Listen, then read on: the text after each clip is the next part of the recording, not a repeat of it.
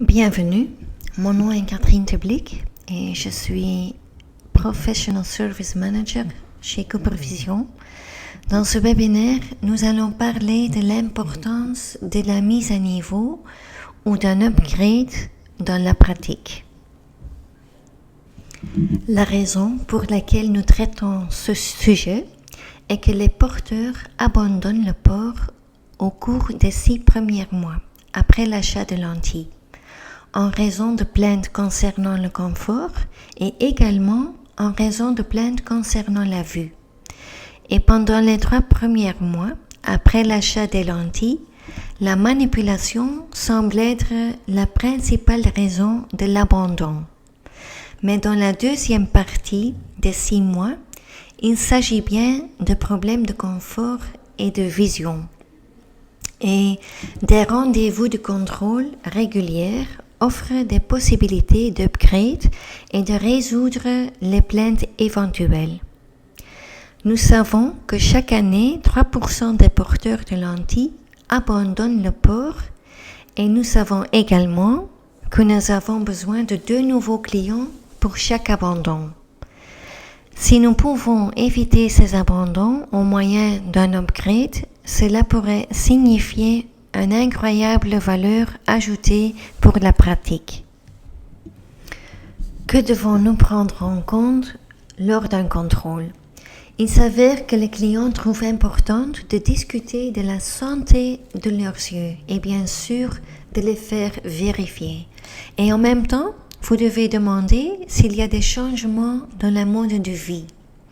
Et grâce à ces informations, vous pouvez réagir et voir s'il existe sur le marché des nouvelles technologies pour mieux répondre aux besoins du porteur de lentilles. Donc en résumé, une visite de contrôle consiste en 4 étapes. La première étape consiste à vérifier la santé oculaire en expliquant ce que vous faites.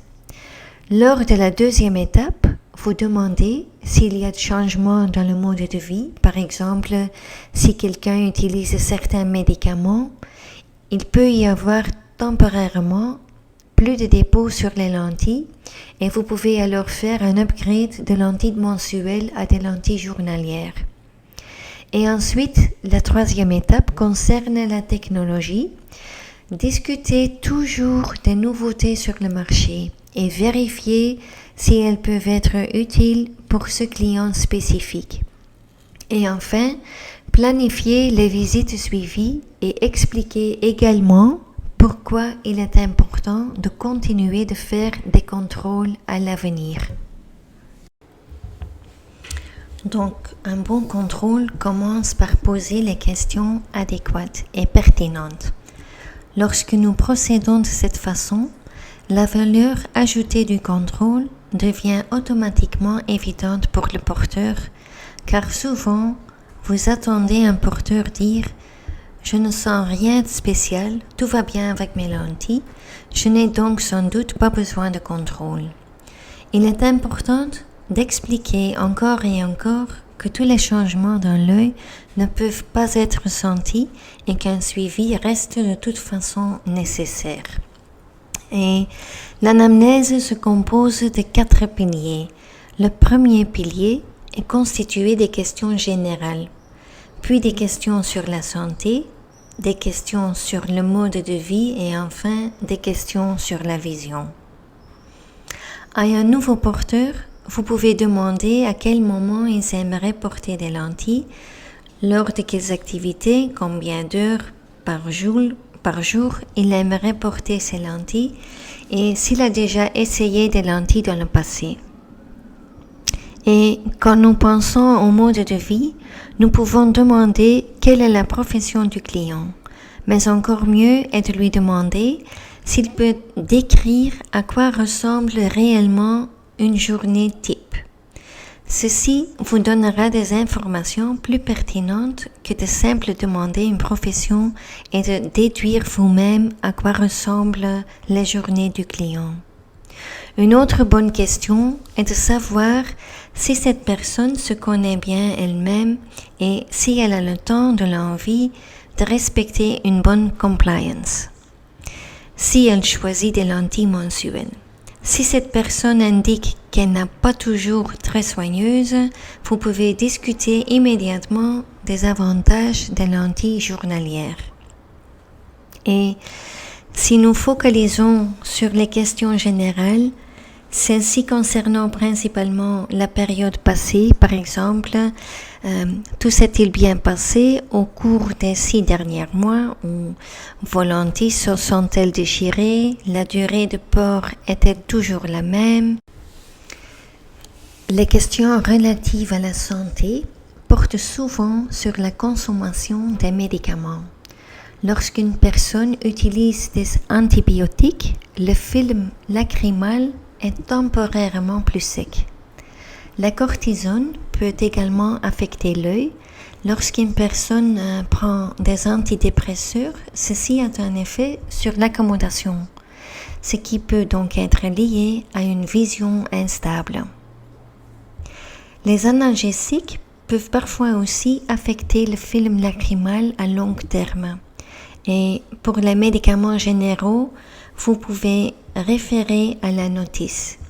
Si vous lisez qu'un médicament dessèche les muqueuses, vous pouvez être certain que la conjonctive sera affectée. Ce sont toutes des questions que vous pouvez poser lors d'une anamnèse. De quelle manière faut-il poser les bonnes questions? C'est parfois une véritable art qui nécessite une certaine pratique.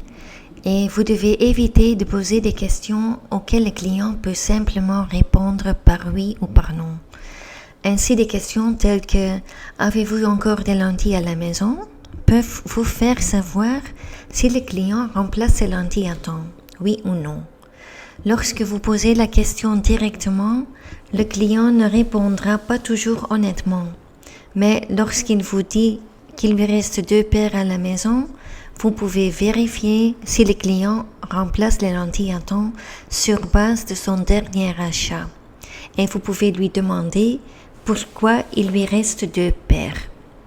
Un autre exemple est de demander comment savez-vous quand il est temps de changer vos lentilles. Vous constaterez alors qu'un certain nombre de porteurs se contentent de changer leurs lentilles selon leur intuition. Et conseillez-leur de mettre un rappel dans leur téléphone portable. Nous ne devons pas surestimer le compliance des porteurs de lentilles. Plusieurs études montrent que 20% des porteurs ne rincent pas leur étui, 2% conservent leurs lentilles dans l'eau, 5% partagent leur étui avec quelqu'un d'autre et 20% ne changent leur étui qu'une fois par an ou même moins. Une compliance complète n'est atteinte que par 4% des porteurs. Quelles questions pouvez-vous poser concernant la vision? Donc, avez-vous parfois des yeux fatigués en fin de journée?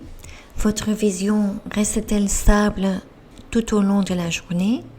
Combien d'heures par jour utilisez-vous avec des appareils numériques? Et donnez une note de 1 à 10 pour indiquer la qualité de votre vision tout au long de la journée. Et souffrez-vous parfois de maux de tête? Ressentez-vous parfois une légère pression juste au-dessus des yeux? Les porteurs âgés de 40 ans ou plus sont plus susceptibles d'abandonner le port des lentilles. Et la raison en est que nous communiquons souvent peu sur l'existence et le potentiel des lentilles de contact multifocales. De nos jours, il existe de nombreuses modalités et puissances et différents matériaux sont aussi possibles. En principe, la majorité des porteurs de lunettes peuvent être équipés de lentilles de contact multifocales. Et en outre, les besoins en lentilles de contact multifocales devraient presque doubler d'ici de 2050. Et Cooper Vision a développé l'OptiExpert. C'est un outil numérique qui vous aide à faire le premier choix de lentille d'essai. Et il existe des conseils d'adaptation spécifiques pour chaque lentille de contact multifocale. En pratique, nous consultons peu les guides d'adaptation, ce qui fait que nous utilisons parfois trop des lentilles d'essai. Et cette vidéo montre la rapidité avec laquelle OptiExpert fonctionne.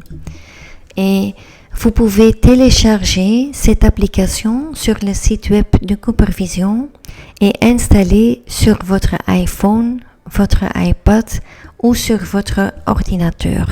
Et si vous laissez ouvert ce logiciel sur votre ordinateur dans l'espace d'adaptation, vous aurez toujours les guides d'adaptation à portée de main. Et ensuite, la santé. Est-ce que les lentilles donnent suffisamment d'oxygène? Les plaintes de manque d'oxygène se manifestent souvent par une augmentation de la sensibilité à la lumière. Et l'utilisation de lunettes de soleil, même à des moments où le soleil ne brille pas, peut être un signe avant-coureur.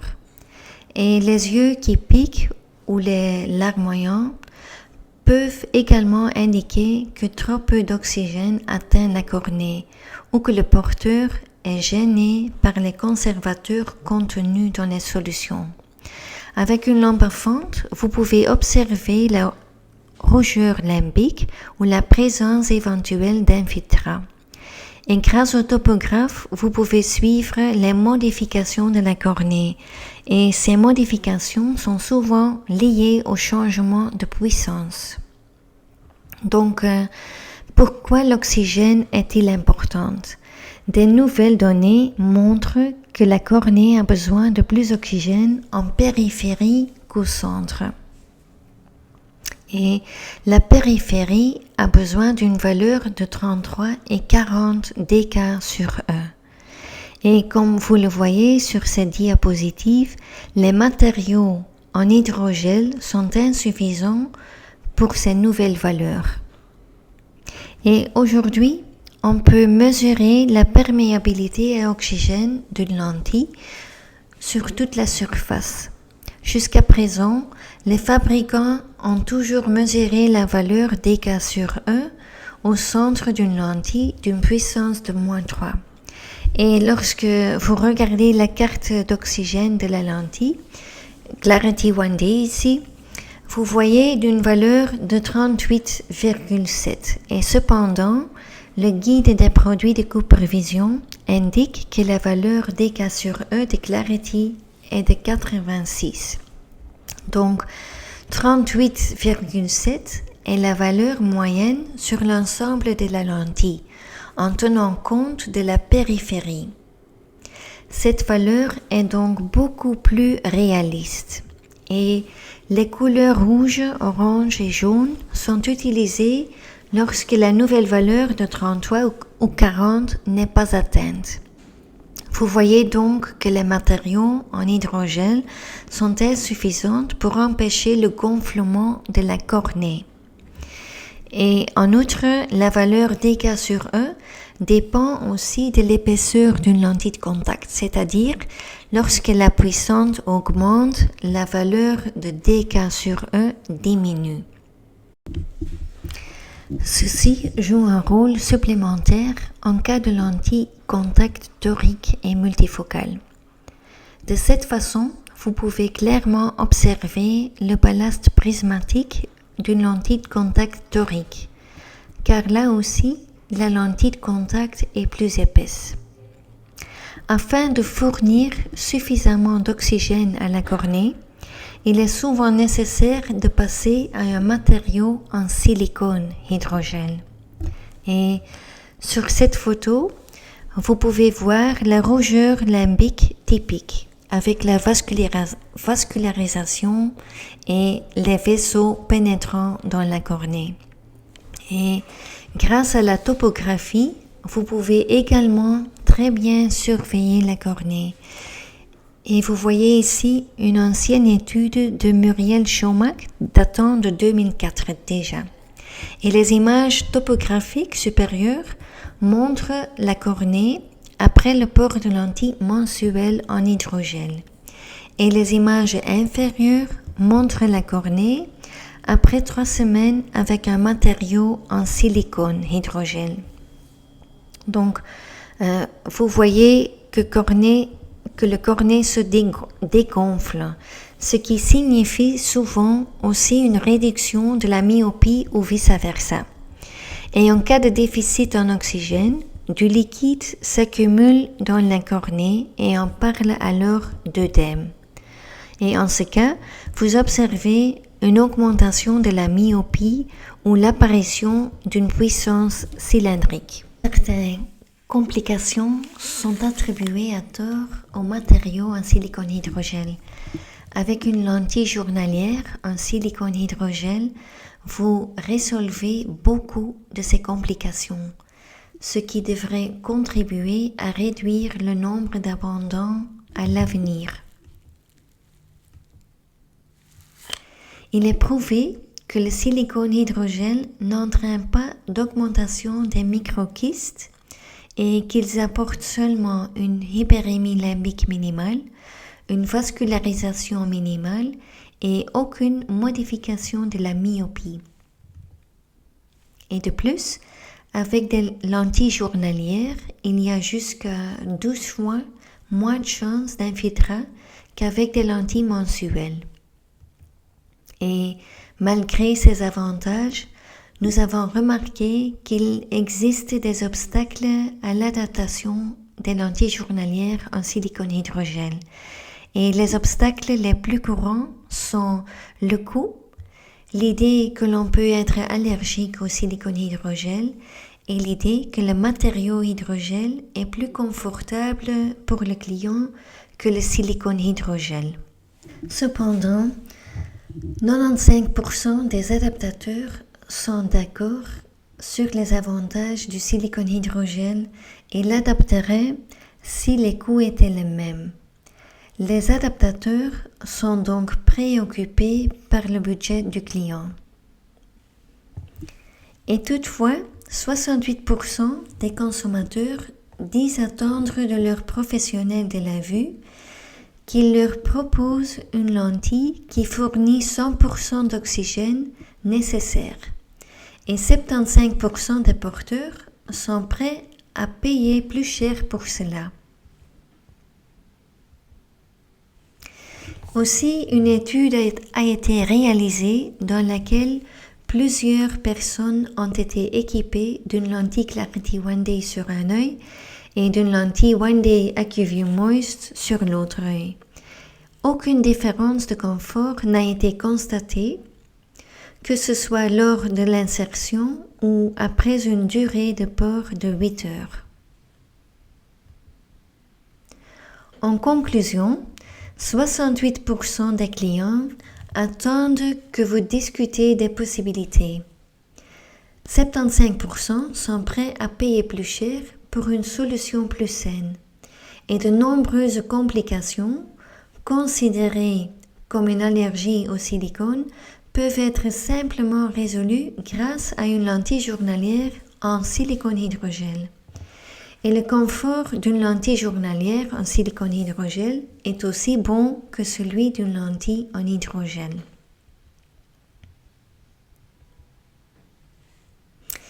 C'est justement pourquoi je voudrais examiner de plus près notre famille de Clarity. Depuis que Cooper Vision a repris Clarity de Sauflon, d'importants investissements ont été réalisés. Les investissements dans la qualité, la production et la conception. Et Clarity dispose d'un bord adapté pour un confort optimisé. Et les mêmes normes de gestion de la qualité que Biofinity sont utilisées. Et maintenant, je vous montre une vidéo qui explique ça veut dire quoi The Wetlock Technology. La vidéo est en anglais, mais je vais quand même expliquer un peu ça veut dire quoi. Donc,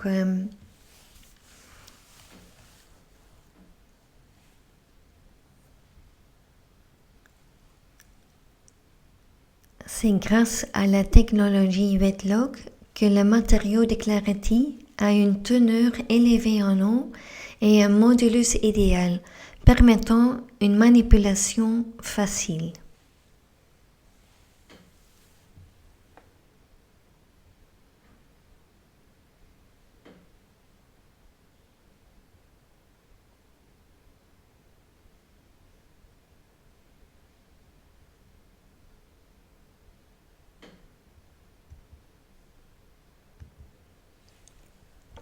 Donc avec la famille Clarity, vous disposez d'une gamme très étendue composée de lentilles sphériques, toriques et multifocales, et de plus, les paramètres de la version torique ont été étendus.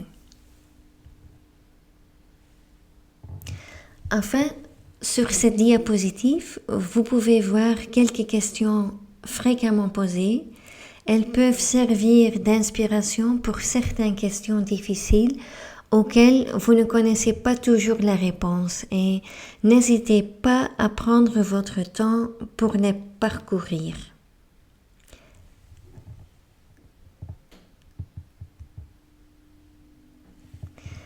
Si vous avez des questions, vous pouvez toujours envoyer un email ou remplir le formulaire sur notre site web. Et je vous souhaite beaucoup de succès avec la mise à niveau de vos porteurs de lentilles, et j'espère que nous travaillerons tous ensemble afin de réduire à l'avenir le nombre d'abandons. Et si je peux citer Eve van der Worp, c'est un optométriste très connu aux Pays-Bas, mais aussi dans tout le monde. Si nous pouvons réduire les abandons de 3,5% par an, nous pourrons doubler le nombre de porteurs d'ici 2040. Et voilà qui nous offre une perspective très positive à laquelle nous pouvons tous collaborer. À bientôt pour un autre webinaire. Merci.